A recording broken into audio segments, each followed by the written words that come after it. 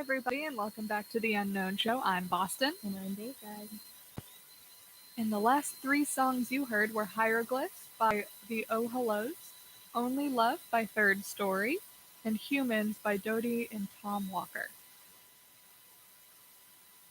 So we're going to get right into this segment. We're talking about fall weather, our fall favorites, really just kind of what we love about this season now that it's finally gotten colder. It's no longer summer. Don't think it's coming back. I hope not. I'm tired of the 70, 80-degree days. Like I'm really into the 40s and 50s weather right now. Like I have all I own are sweaters. It's all I own. Sweaters, t-shirts, and jeans. That's my wardrobe. So now I can finally branch out, wear some boots. I own a lot of boots. So I'm ready. I'm ready. What about you? Basically same. I broke out my boots for the first time on Saturday, and it felt great. Got compliments. The boots weren't new, but that shift in wardrobe always Yeah. gets you Like, compliments. towards the end of a season, you're like, oh, I've worn this like three times. Well, obviously more than three times because who has enough clothes to wear a shirt like once a season? Like, it doesn't make any Exactly. sense. But um, you feel like you've worn the shirt a million times, or you feel like you've worn that outfit like too many times. Everyone has seen you in it. You're like, oh my god, I have nothing new. I can't wear any of this anymore.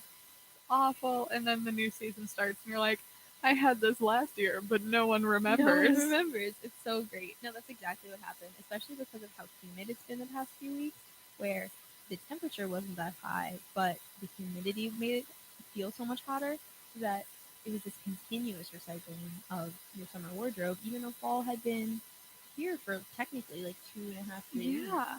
I mean, I think part of it too is like into the next season, the new season, I always feel like a little more creative because I'm like, okay, what can I do differently to match like this weather and the colors that are happening right now rather than what I was doing for 3, 4, 5 months um, with my wardrobe. So I think it just kind of it stimulates the creativity with your fashion sense anyway. No, definitely, and that's why, like, even further, I don't think I could ever live in like LA because Yeah.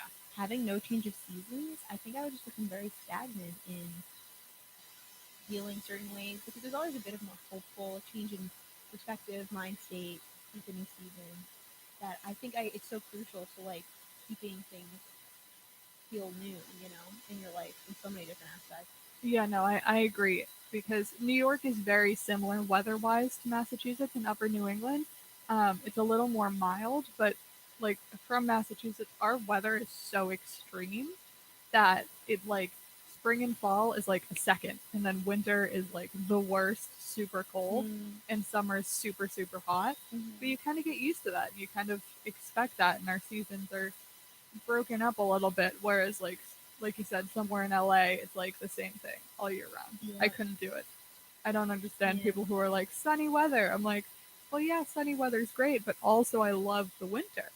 So Everyone that lives in LA, the days it rains, most of them are super excited about it. So I'm like, maybe, you know, maybe yeah, move somewhere else. and maybe try another city. Yeah, but I definitely agree. I think it makes you appreciate the extremes a bit. Like I know for a fact that when it's boiling hot in the summer and I'm in the sun, I always try to take a moment and be like preserve some of this now Yeah. for January, you know?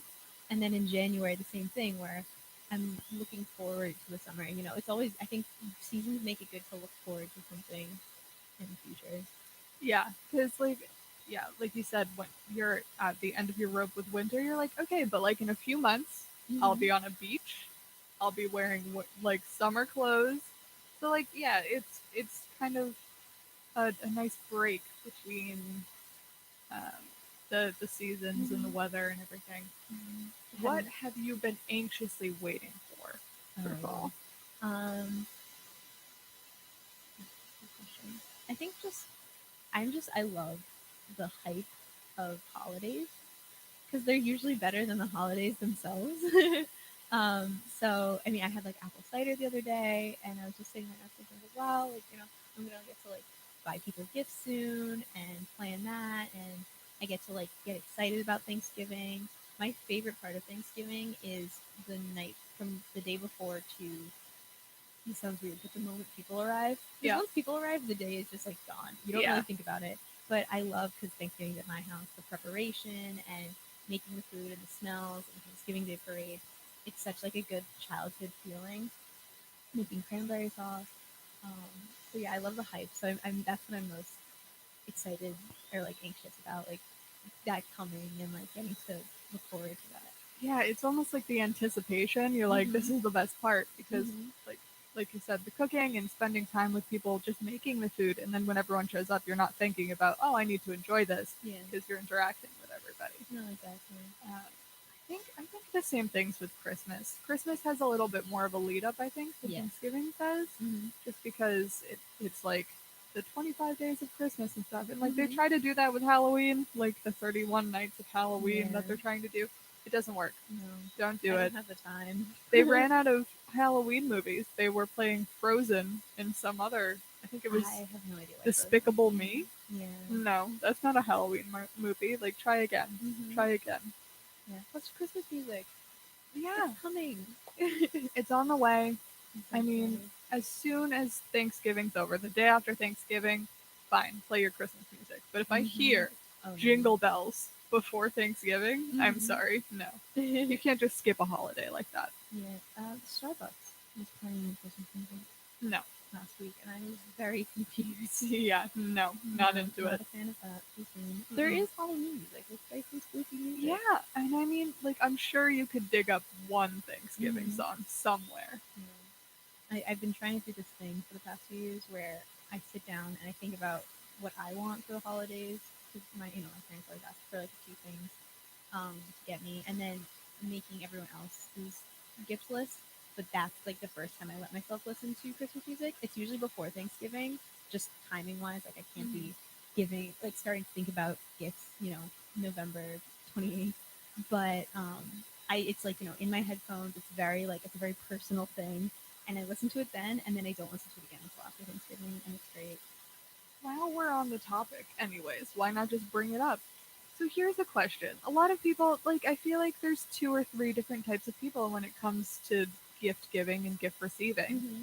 Like, I find it really, like, I don't understand necessarily when people enjoy getting gifts. Like, I get why they would, Mm-hmm. but I just prefer giving them.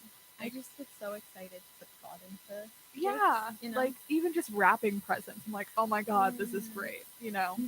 I make a lot of traditions with myself. I'm realizing that now as I'm about to say what I'm about to say. Christmas Eve, I have a tradition with myself where I watch Love Actually and wrap everyone's gifts, and I've been doing it for like 4 or 5 years now. And I like make sure it's a thing where that's when I wrap everyone's gifts. Obviously, if someone I have to give their gift before that, I wrap it before that. But for most people, I give it to them Christmas or after. So it's like such a nice little tradition of getting really into it Yeah. with like my favorite Christmas movie and wrapping people's presents. It's so much fun. I feel like a lot of people have like those individual traditions, Mhm. Like my family and I, we watch Die Hard every Christmas Aw. Eve after the Christmas Eve party. And like the week leading up to Christmas, my mom and I wrap all the gifts because you can't trust my dad or my brother to do any of it. Yeah. Um, but yeah, I mean, like Thanksgiving, there's traditions that people uphold. Like we always have certain Irish dishes at Mhm. Thanksgiving because my family is very Irish. Mhm. We do like the different sides of the family and everything, and I don't know. It's just kind of interesting how the dynamics shift in every family for every holiday. It is, and everyone's holidays are so the same but personal and different. I think that's one of the great things about the holidays.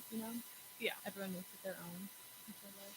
yeah, especially people from like different cultures and things like that. Like the way they celebrate, I just find it very interesting. Like it's a sociology thing. Mm-hmm. So, without further ado, while we are speaking about Christmas music and all things music related, we're going to get back into some indie music. And when we come back, we are going to do a quick song of the week for you.